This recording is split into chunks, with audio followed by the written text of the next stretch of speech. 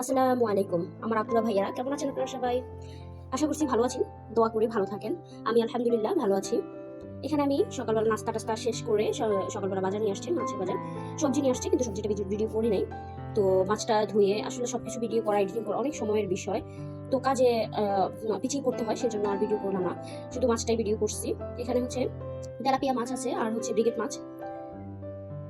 তো ব্রিগেড মাছটা কি মাছ আমি আসলে মনে নাই। ওই যে লাল তেলাপিয়া মাছের পাশে লাল ওই মাছটা। যাই হোক, যারা বুঝবেন বুঝে নিয়েন। তো এখানে মাছগুলো আনার পরে আমি ধুয়ে নিয়েছি, গুনছি যে প্রায় ৩২ পিসের মতো মাছ আছে। তো আর হচ্ছে মাথা টাথা কম শুদ্ধে। তো আমি এখানে তরকারি মাছ শুধুমাত্র এগুলো তরকারি দিয়ে রান্না করবো, সেজন্য হচ্ছে এগুলাকে ২ পিস ৩ পিস করে রাখছি। ২ পিসে যথেষ্ট, কারণ একটা তরকারির মাছ তেমন একটা খাওয়া পড়ে না। তো শুধু ভেঙে মানে মাছটা তরকারির মধ্যে ভেঙে দিলেই হচ্ছে তরকারিটা রান্না হয়ে যায়। আর হচ্ছে ভাজির মাছ আলাদা আনছে, পাবদা, বোয়াল, এরপর হচ্ছে সরপুঁটি দেশি, আবার হচ্ছে আমি চাষের। আর হচ্ছে যে ছোট মাছ আনছিল, চাপিলা মাছ, আর হচ্ছে কাসকি মাছ, এগুলো হচ্ছে আপনার ভাজি মাছ। তো এবার মাছগুলো একটু ডিফারেন্ট আনছিল। ওগুলো আরো কিছুদিন আগে নিয়ে আসছিল, সেজন্য মানে ভিডিও করতে পারি নাই। তো রান্না করি তো অবশ্যই একটু দেখে নিই। তো আমি এখানে 2 পিস করে রেখে দিয়েছি। রান্নার মাছ আসলে খাওয়া যায় না, তরকারির মধ্যে একটু ঘেটে ঘুটে রান্না করবো, এতে এই তরকারিটাও যেমন মজার হবে, তেমন হচ্ছে মাছটা নষ্ট হবে না। আমি এখানে 2 পিস করে রেখে দিচ্ছি। অনেক সময় দেখা গেছে 1 পিস তেলাপিয়া 1 পিস ব্রিগেডের মধ্যে, আর নয়তো বা তেলাপিয়া 1 পিস আর একটা মাথা এরকম করে রেখে দিচ্ছি।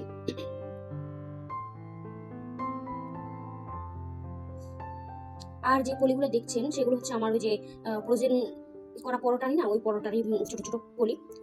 এরপর মাছ সামলিয়ে আমি চলে আসলাম চুলার পরে। এখানে আরাফরা যেহেতু সকালবেলা কিছুটা নাস্তা খেয়ে গেছে হালকা পাতলা, তো আবার আসবে হয়তো 11টা 11:30টার দিকে বা 10টার দিকে। তো এই জন্য আমি এখানে ইয়ে রান্না করতেছি, সাবুদানার পায়েস করতেছি। যাদের শরীর করা থাকে বা হচ্ছে বাথরুমের সমস্যা হয় কিংবা ফাইলসের সমস্যা আছে, তারা কিন্তু মাঝে মধ্যে এই সাবুদানার পায়েসটা খেতে পারেন। এটা হচ্ছে শরীরটাকে একটু নরম করে, বাথরুম সহজ করে। আর পেঁপে, এরপর পেঁপে তরকারি, লাউ তরকারি, এরপর হচ্ছে পাউরুটি, দুধ, এগুলো খেলে ভালো। যাই হোক, তারপর এখানে আমি দুধের মধ্যে হচ্ছে তেজপাতা, দারচিনি, এলাচ এগুলো দিয়ে নাড়ছি। এরপরে এর মধ্যে আমি আবার সাবুদানাও দিয়ে দিয়েছি। দিয়ে একটু নাড়াচাড়া করছি। অনেকক্ষণ জাল দেওয়ার পরে যখন সাবুদানাটা একটু সাদা সাদা হয়ে আসছে, তখন আমি চুলা থেকে নামিয়ে রাখছি। এমনিতে নিজে নিজে এগুলো ঠিক হয়ে গেছে। এরপর চলে আসলাম আমি রান্না করব। এগুলো আমি হচ্ছে আগের দিন রাত্রে কেটে রাখছি, কারণ পাকা তরকারি তো অনেক হয়ে যায়, মানে ঢাল পালা সহ যদি ফ্রিজে রাখা হয় তাহলে ফ্রিজটা অনেকটা জায়গা নিয়ে নেয়। তো আমি এগুলো কেটে রাখছি, এগুলো নামালাম, নামিয়ে এখন ধুয়ে নেবো। আর এগুলো হচ্ছে ডাটা, অনেকদিন হয়েছে মনে চাচ্ছে যে ইয়ে খাই, পাতা পাতা লাউ পাতা খাই। তো বেশিরভাগ নামা পড়ে না, পাওয়া যায় না। তো আর আজকে বাজার করতে এসে পর জিজ্ঞেস করছে যে কি তরকারি আনবো। বলছিলাম যদি পাতা পায় তাহলে পাতা নিয়ে আসার জন্য। আলহামদুলিল্লাহ রান্না করছি, ভালো হয়েছে। খাইছি মনের মতো। আল্লাহর কাছে শুকরিয়া, আল্লাহ এত স্বাদের এত মজার মজার তরকারি জিনিসপত্র আমাদেরকে খাওয়ানোর জন্য, দেওয়ার জন্য, তার দিকে রাখার জন্য। এরপরে হচ্ছে এখানে আমি পালং শাক ভাজি করছি। আজকে আজকে শুধু শাক আর পাতা তরকারি। তো গতকালকের আবার ওই যে মুরগি রান্না করছিলাম, মাছ ভাজি করছিলাম, আর হচ্ছে পাতাকপি, সবই তিনটাই রয়ে গেছে একটু একটু করে। ওরা আর আব্বু দুপুর যখন 11টার দিকে আসছিল তখন ভাত রান্না করছি আবার। তো ভাত খাইছে আর হচ্ছে তরকারিগুলো খাওয়া হয়েছে আর কি। এরপর হচ্ছে পাতা তরকারি আর হচ্ছে পালং শাক রান্না করছি, এগুলো হচ্ছে দুপুরের জন্য, রাতের জন্য। এখানে আমি পাতাটা বসাচ্ছি। প্রথমে হচ্ছে টমেটো, পেঁয়াজ, কাঁচামরিচ আর হচ্ছে হলুদ মরিচ দিয়ে একটু পানি দিয়ে দিব, যাতে হচ্ছে লেগে না যায়। কোথায় কিভাবে রান্না করে জানি না। অনেকে হচ্ছে দেখা গেছে তরকারি দিয়ে দেয়, আগে পেঁয়াজ তেল তেল দিয়া তরকারি দিয়ে দেয়, তারপর হচ্ছে তরকারির উপরে হলুদ মরিচ দেয়। আবার অনেকে হচ্ছে এভাবে বসায়।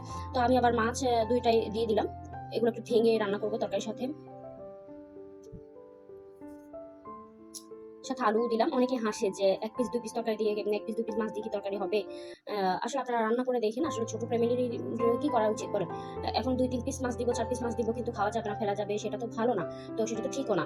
অপচয় করা আর হচ্ছে একটা কস্টিং এর একটা বিষয় এখানে। তো মাছটাকে ঘেটে ঘুটে যেহেতু খাওয়া যাচ্ছে না, আর হচ্ছে ঘেটে ঘুটে বা হচ্ছে ভেঙে দিলে তরকারিটাও অনেক সুন্দর মানানসই হয়, ভালো লাগে। এই তো আমি এখানে ডাটা দিয়ে দিয়েছি। ডাটাগুলো কিছুক্ষণ কষানোর পরে হচ্ছে পাতা দিয়ে দিব। আসলে পাতা খাওয়ার জন্য আমি এতটাই অস্থির হয়ে গিয়েছিলাম যে পাতাটা ভালো করে সিদ্ধ না হতে আমি এমনি খাওয়া শুরু করছি। যাই হোক, আসলে এমন সময় সবকিছু খেতে ইচ্ছে করে না। বেশিরভাগ তরকারি আমার বাছা, আমি কোনো তরকারি খেতে পারি না, শুধুমাত্র কয়েকটা তরকারি খেতে পারি, মানে ভালো লাগে, মন চায়। আবার ওইটা এমন ভাবে খাই যে মানে অস্বাভাবিক ভাবে। তো একটা সময়টা কেটে যাবে। এখন আমি যেহেতু একটু স্বাভাবিক, আবার স্বাভাবিকও না, সবার মতো না। তো এইজন্য আমি এটাকে এত বেশি গুরুত্ব দিচ্ছি না। ঠিক হয়ে যাবে একটা সময়। তো এরপর হচ্ছে আমার রান্না-বান্না শেষ। আজকে যেহেতু অল্প রান্না ছিল, তরকারি ২ টা শাক পাতা। তো সেজন্য তাড়াতাড়ি রান্না হয়ে গিয়েছে। আমি প্রায় ১২ টার মধ্যে আমার রান্না হয়ে গিয়েছে। এত তাড়াতাড়ি অবশ্য রান্না হয় না। যেহেতু তাড়াতাড়ি বসিয়েছি সেজন্য আজকে একটু তাড়াতাড়ি হয়ে গিয়েছে। তাছাড়া তরকারিও কম ছিল।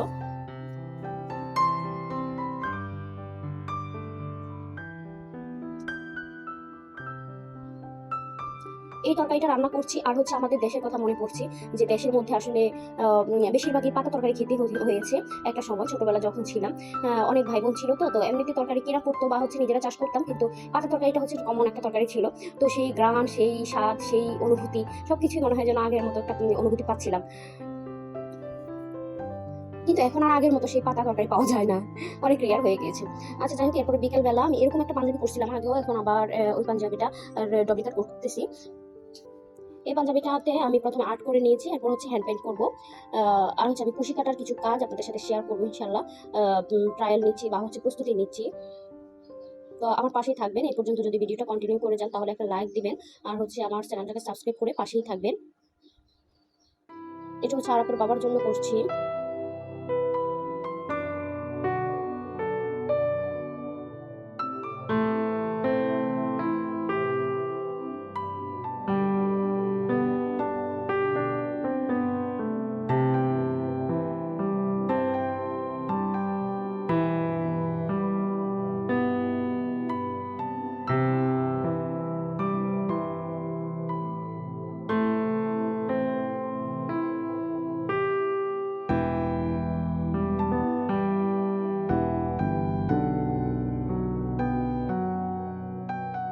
তো আজকে এই পর্যন্তই। সবাই ভালো থাকবেন, সুস্থ থাকবেন। আল্লাহ হাফেজ। আসসালামু আলাইকুম।